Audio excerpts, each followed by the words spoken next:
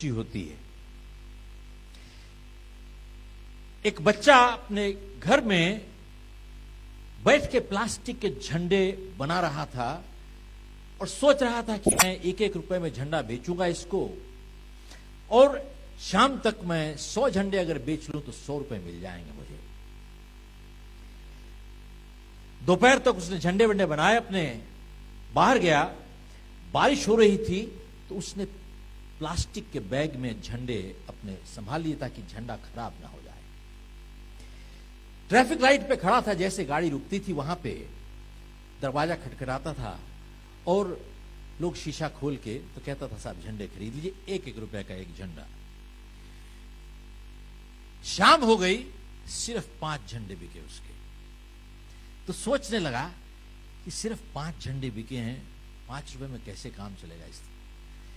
तो इतने में एक गाड़ी आई, उसमें 4 आदमी बैठे थे, कुछ बहुत अच्छे से नहीं लगे आदमी, और इसने खटखटाया और बोला साहब एक झंडा ले लीजिए। तो उन्होंने बोला ठीक है एक झंडा मुझे दे दीजिए तरस खा के। 100 रुपए का नोट निकाला। अब बच्चे के पास इसकी चेंज नहीं थी, तो बोला साहब मैं तो सिर्फ 5 रुपए सुबह से कमाए हैं, मेरे पास चेंज नहीं है। तो उन लोगों ने झंडे को डैशबोर्ड पे ऐसे फेंक दिया और हंसने लगे। यह है हमारा भविष्य। उस बच्चे को ऐसे, बच्चे को बहुत बुरा लगा जिस तरीके से उन्होंने झंडा फेंका इसको। इतने में लाइट चेंज होने लगी, तो बोला साहब मेरे पास चेंज नहीं है, आप हुक्म कीजिए क्या करूं। तो उन लोगों ने बोला ये झंडा तो हमने रख लिया है, तो जा 100 रुपए रख ले जाओ, मेरे को चेंज नहीं चाहिए, पूरे 100 रुपए रख ले। लेकिन जिस तरीके से उसने झंडे की बेकदरी की, इस बच्चे को बहुत तकलीफ हुई। तो उसने दोबारा से खिड़की खुलवाई और जैसे खिड़की खोली, लपक के उसने झंडे को पकड़ा और 100 रुपए वापस दे दिए। बोला तू 100 रुपए रख ले, मैं झंडा नहीं बेचूंगा तुमको। तू 100 रुपए अपने रख ले, झंडा मैं तुझे नहीं बेचूंगा। साहब यही झंडे की कीमत है। और जो हमारे असली भारत रत्न हैं, जिनको का चाहे भारत रत्न मिला या नहीं मिला, या मिला या उसे अस्वीकार कर दिया गया, सरदार पटेल जैसे लोग अगर ऐसे इंसान नहीं होते, देशभक्त नहीं होते इस देश में, तो ये देश 2 टुकड़ों में नहीं बल्कि 200 टुकड़ों में बढ़ जाता साहब।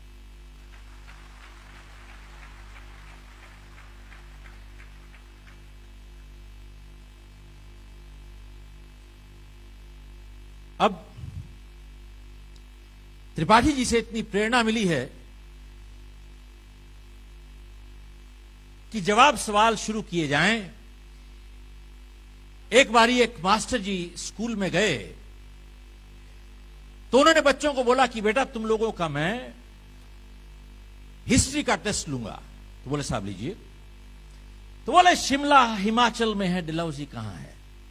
सब कंफ्यूज हो गए, इसमें हिस्ट्री कहां है, इसी तो ज्योग्राफी का सवाल है। खैर एक लड़का बोला साहब मैं बताता हूं। तो उसने जवाब दे दिया। बोले बिल्कुल ठीक। अच्छा अब मैं आपका अर्थमेटिक का टेस्ट लेता हूं। तो बोले लीजिए साहब। तो उन्होंने बोला कि एक ट्रेन दिल्ली से चंडीगढ़ जा रही है 50 मील की रफ्तार पे, और दूसरी ट्रेन चंडीगढ़ से दिल्ली को आ रही है 40 मील की रफ्तार पे। बताओ मेरी उम्र कितनी है। सब कंफ्यूज हो गए साहब कि उम्र का क्या मतलब है, कैलकुलेट किया जाए। खैर वो लड़का बोला कि एक फिर से खड़ा होकर साहब मैं बताता हूं साहब। तो बच्चा बोला कि साहब आपकी उम्र 40 साल है। तो बोले हाँ बिल्कुल ठीक 40 साल है, लेकिन तुमने कैसे कैलकुलेट किया। बोले साहब हमारे गांव में एक बूढ़ा है, वो 80 साल का है, पूरा पागल है, आप आधे पागल हो साहब।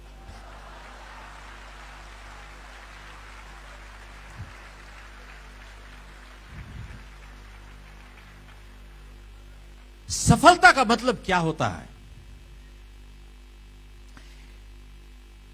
अक्सर लोग पूछते हैं सफलता का मतलब असफलता का ना होना ही नहीं है, बल्कि अपना सही लक्ष्य जिंदगी में हासिल करने को सफलता कहते हैं। एक और दूसरी बात, अक्सर लोग पूछते हैं कि साहब मैं सफल होना चाहता हूं, मेरी बहुत इच्छा है, लेकिन सफल हो नहीं पा रहा हूं, क्या वजह है? तो मेरा जवाब यही है उनको कि साहब आपकी इच्छा है, यही प्रॉब्लम है। आपका इरादा नहीं है, आपकी सिर्फ इच्छा है। इच्छा और इरादे में बहुत फर्क होता है। इच्छा का जिंदगी में सौदा हो सकता है, इरादे का कभी सौदा नहीं होता।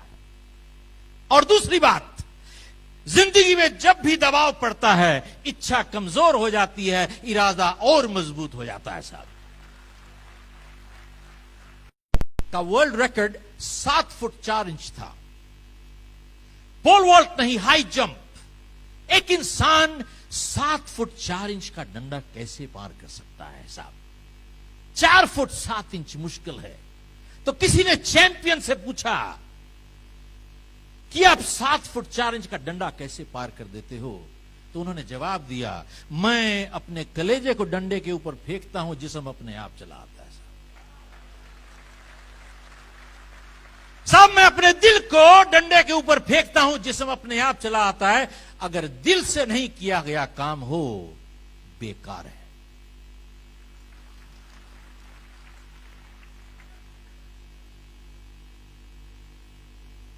इच्छा और इरादे में यही फर्क है। देखिए, एक मजदूर सिर्फ हाथ से काम करता, जो इंसान हाथ से काम करता है उसे आप मजदूर कहते हैं,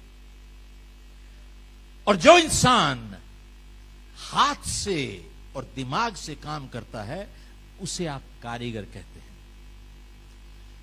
लेकिन जो इंसान हाथ से, दिमाग से और दिल से काम करता है उसे आप कलाकार कहते हैं। साहब और हर काम, चाहे व्यवसाय कोई भी हो जिंदगी में, अगर एक कला का रूप नहीं लेती है तो जिंदगी में सफलता कभी हासिल नहीं हो सकती है। अक्षय पटेल 15 साल का एक लड़का है। ये गुजरात स्टेट को नेशनल चैंपियनशिप में रिप्रेजेंट कर रहे हैं। साहब कौन सी खास बात है? खास बात यह है कि कमर से नीचे लेफ्ट पांव में एक लात इनकी पैरालाइज्ड है, पोलियो है। ये कंपीट कर रहे हैं ओपन मार्शल आर्ट में, not in paralysed martial art. He is competing open martial art, मतलब उन लोगों के साथ कंपीट कर रहे हैं जिनकी दोनों टांगे सही हैं। साहब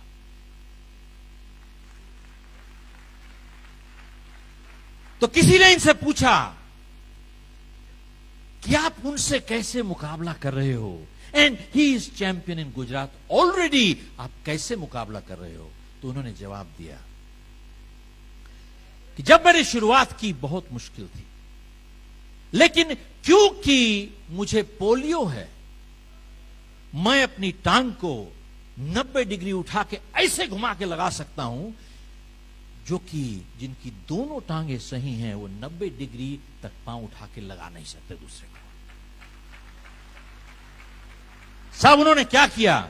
अपनी सबसे बड़ी कमजोरी एक सबसे बड़ी शक्ति बन गई उनकी। अक्सर पूछते हैं लोग, आपने लिखा है ये जीतने वाले कोई अलग काम नहीं करते, वो हर काम अलग ढंग से करते हैं। ये देखिए साहब, ये अलग ढंग नहीं है तो और क्या है? आप इतिहास में चले जाइए, जीवनियां पढ़िए, जितने सफल लोग हुए हैं हर एक में कुछ ऐसे गुण थे जो सब में कॉमन थे। Gandhi, Martin Luther King, Lincoln, Mandela, इन सब में कुछ ऐसे गुण हैं, ये कॉमन है सब में। अगर हम उन गुणों को अपना लेंगे तो हम भी सफल हो सकते हैं। और आप देखिए, जिंदगी में जो असफल हुए हैं, उन सब में भी कुछ ऐसे व्यवहार हैं जो उनको असफल बना देते हैं, और उनमें भी कॉमनैलिटी है, और अगर हम उसे दूर रखें तो हम असफल नहीं होंगे। रिवाइंड बटन होता, और अगर आप 30-40 साल वापस घुमा सकते तो आप कौन सा प्रोफेशन चुनते? क्या आप डॉक्टर, इंजीनियर, अटर्नी, अकाउंटेंट बन जाते? तो मैं उनसे सिर्फ उनको एक जवाब देता हूं कि अगर मेरी जिंदगी में कभी रिवाइंड बटन होता और अगर मुझे अपनी जिंदगी दोबारा से फिर से शुरुआत करनी होती, मैं सिर्फ एक ही प्रोफेशन चुनूंगा जिंदगी में, और चुनता वो ये है, एक कमीशन सेल्समैन।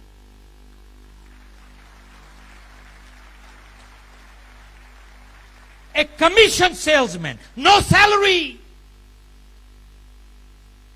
सिर्फ कमीशन सेल्समैन। क्यों? एक कमीशन सेल्समैन ही ऐसा इंसान है इस दुनिया में जो अपना पेचेक खुद ही लिखता है।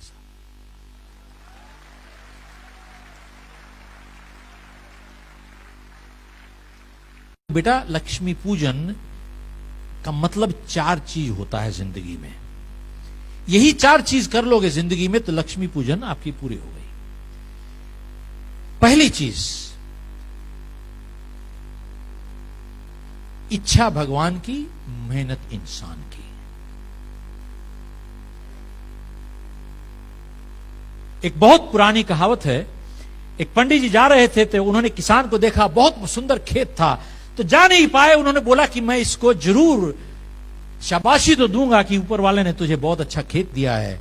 तो किसान को बोला कि ऊपर वाले ने तो खेत तुझे बहुत अच्छा दिया है, तू भगवान का एहसानमंद होगा। तो उस आदमी किसान ने जवाब दिया कि हाँ पंडित जी, किस खेत तो मुझे बहुत अच्छा दिया है ऊपर वाले ने, और मैं बहुत एहसानमंद हूं, लेकिन खेत को तब देखना था जब भगवान ने सारा खेत अपने हाथ में रखा हुआ था। ये खेत को तब देखना था जब भगवान ने सारा खेत अपने हाथ में रखा हुआ था। इच्छा भगवान की, मेहनत इंसान की। तो पहली चीज यह है कि परमात्मा का शुक्र कीजिए जो इज्जत की रोटी दी है। और दूसरी बात ये कि ये परमात्मा मेरा घर आप भरपूर रखिएगा। आप सिर्फ मांग सकते हैं तो अपने माता या पिता से मांग सकते हैं, तीसरे से मांग नहीं सकते, और वही देने वाला है। तो लक्ष्मी पूजन कहते हैं कि मेरा घर भरपूर रखिएगा, उसी से मांगते हैं आप। साहब, ऊपर वाले से हम सौदा नहीं करते, ऊपर वाले से सिर्फ 1 वे ट्रैफिक है कि मुझे घर भरपूर रखिएगा। ये नहीं है कि तू मुझे ये देगा मैं तुझे ये दूंगा, तू दे देगा मैं ये चढ़ाऊंगा, ये देगा मैं ये चढ़ाऊंगा। सौदा नहीं है, व्यापार नहीं है, ये 1 वे है। और तीसरी चीज कि इस घर में सिर्फ सच्चाई और ईमानदारी का पैसा आना चाहिए, बेईमानी का पैसा नहीं आना चाहिए, एक पैसा। इस घर में सिर्फ सच्चाई और ईमानदारी का पैसा आना चाहिए। याद रखिएगा साहब, आने वाली पुश्तों को यही संस्कार मिलते हैं जिंदगी में, और जो हम करते हैं यही आने वाली पीढ़ियां आगे चलाएंगी उसी हिसाब से। अगर हम चोरी का पैसा कमाएंगे, आगे आने वाली पीढ़ियां भी वही कुछ करेंगी, और आपकी गलती का खमियाजा उन्हें भुगतना पड़ेगा। They will pay for it. So इस घर में सिर्फ सच्चाई और ईमानदारी का पैसा आना चाहिए, चोरी और बेईमानी का पैसा इस घर में नहीं आना चाहिए एक भी। और चौथी चीज, ये 3 होगी, चौथी चीज, जब ऊपर वाला इज्जत से आपको पैसे दे तो उस पैसे को हमेशा अच्छे काम के लिए इस्तेमाल करना चाहिए। जब आपके पास सच्चाई और ईमानदारी से 4 पैसे आए जिंदगी में, हमेशा उस पैसे का इस्तेमाल भी सही करना चाहिए। यही 4 चीज लक्ष्मी पूजन है, उसके अलावा है ये कुछ नहीं साहब, जीरो।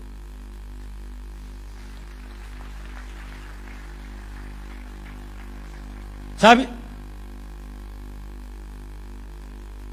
कई जगह पे हिंदी में लफ्ज खोजने में दिक्कत हो जाती है त्रिपाठी जी, इसलिए थोड़ी मदद लेता हूं इंग्लिश की मैं।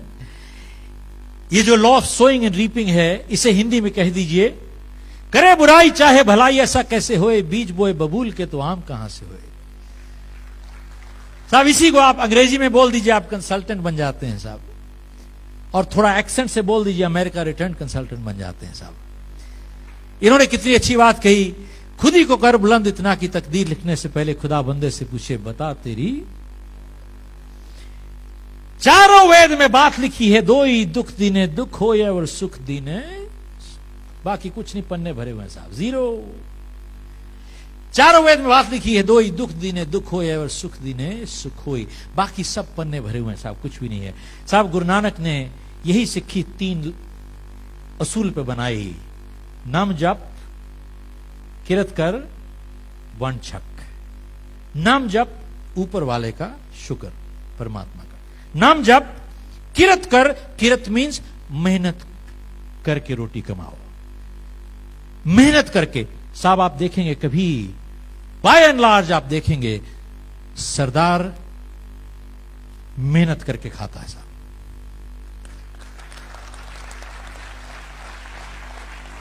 आप दुनिया में कहीं चले जाइए, आपको सरदार भीख मांगते नहीं दिखेगा कोई भी, हमेशा मेहनत करते हुए। नम जप, किरत कर, मेहनत। और तीसरा वन छक। वन छक का मतलब क्या होता है? बांट के खाओ। वन छक मीन्स बांट के खाओ। आप देखिए ये लंगर का जो कॉन्सेप्ट है, ये बांट के खाने का ही है। लंगर का आप लंगर में 1 आदमी या 1 लाख आदमी चले जाओ, आप खाना कभी खत्म होता ही नहीं साहब। वहां पे 1 आदमी या 1 लाख आदमी चला जाए, कभी का खाना वर्षा ही चला जाता है। वन छक साहब कमाल कर दिया है ये 3 प्रिंसिपल। और क्या इसके अलावा है क्या? That's it. मैंने एक्चुअली सोचा नहीं था कि मैं इतनी देर यहां पे खड़ा होकर बोलूंगा। मैंने सोचा था कि आधा घंटा मैक्सिमम, उसके बाद आधा घंटा एक वीडियो दिखाऊंगा और 1 घंटे के अंदर मैं निकल जाऊंगा। साहब मैं तो देखा है 1.25 घंटा से तो ऊपर हो गया है मुझे यहां। अगर आपकी इजाजत हो, मैं लास्ट एक चीज कुछ कहना चाहूंगा, उसके बाद एक वीडियो दिखाऊंगा।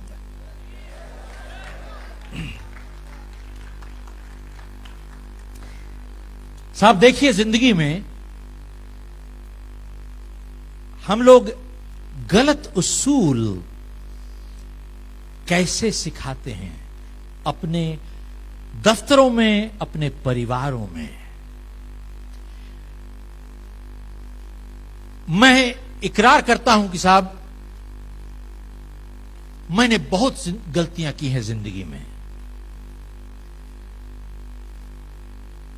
अगर आप किसी को जानते हैं जिंदगी में जिसने गलती नहीं की, तो आप ऐसे आदमी को जानते हैं जिसने जिंदगी में कुछ किया ही नहीं साहब।